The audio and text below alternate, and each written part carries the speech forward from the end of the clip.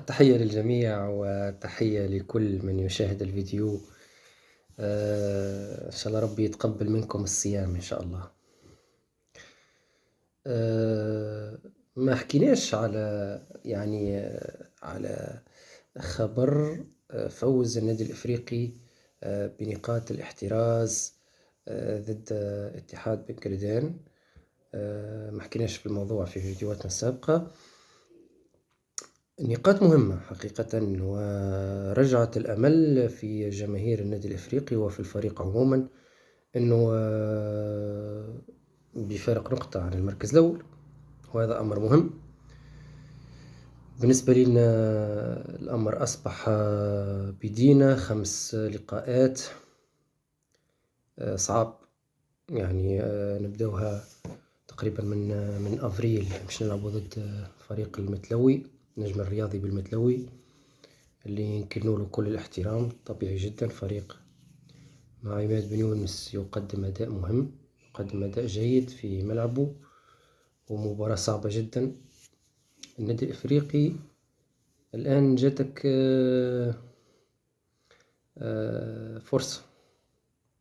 فرصة مهمة، وفرصة للمنافسة، وفرصة لإثبات الذات، وفرصة مصالحة الجماهير، و التكفير عن خسارتنا لبعض النقاط هكاك مشاو هباء منثورة. من المهم جدا أنه النادي الإفريقي يمشي للمتلوي وهو في نيته الفوز ولا شيء غير ذلك، لأنه بعد مش تستضيف الترجي، فريق الترجي، من ثم تنقل صعب لبنزرت، ولقاءات تتتابع معنا 5 لقاءات مش يكونوا لقاءات حامية الوطيس كما يقولوا، فيها مش تكون عندها انتونسيتي كبيرة.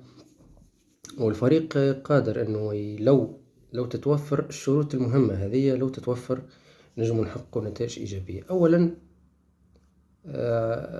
الثبات في التشكيل. الثبات في التشكيل يا بني، أنت توا 5 لقاءات والظاهر أنك حسيت وكأنه فما فرصة للمنافسة، وفما فرصة لما لا لإحراز اللقب، علاش لا؟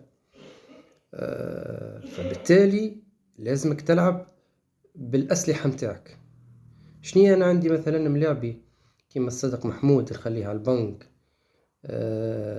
ملاعبية كيما مثلا فهد المسماري، نجموش نقولوا اللي هو ينجم يعوض الخضراوي، لأنه الخضراوي زاد عنده قيمة مهمة.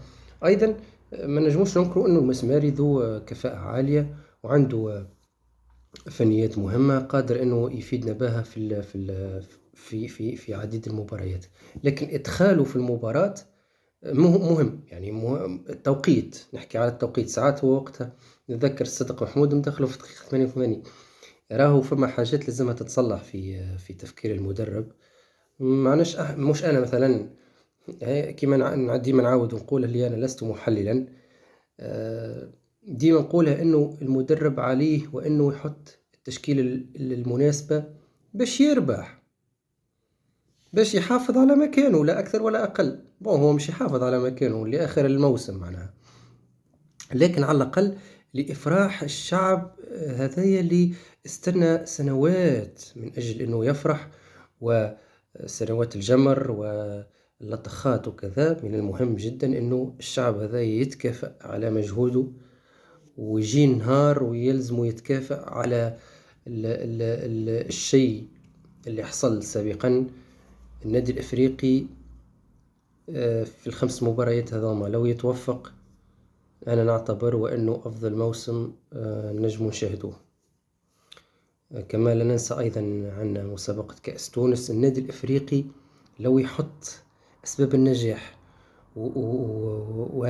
ويعتمد على أسلحته وعلى قوته من لاعبين، من تفكير مدرب لازم ما يكونش هكا بيرتوربي، من دعم جماهيري، قادر انه يعمل موسم تاريخي.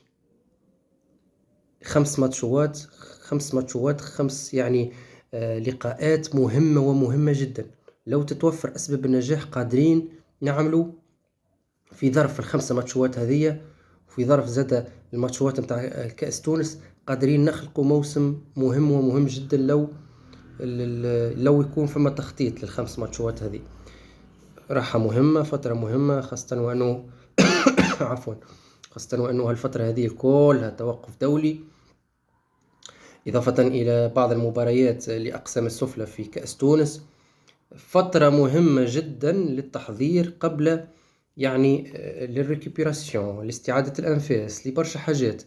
وقت اللي تتمثل يعني وقت اللي تكون موجودة المعطيات هذه الكل بعد فترة التوقف هذه، نجم نشوفوا فريق معناها استعاد الأنفاس، خاصة وأنه عندنا لاعبين دوليين يلعبوا في منتخبات بلادهم. اليوم شفت كينيث سيماكولا يلعب مع منتخب أوغندا، منتخب بلاده خسر 3-1.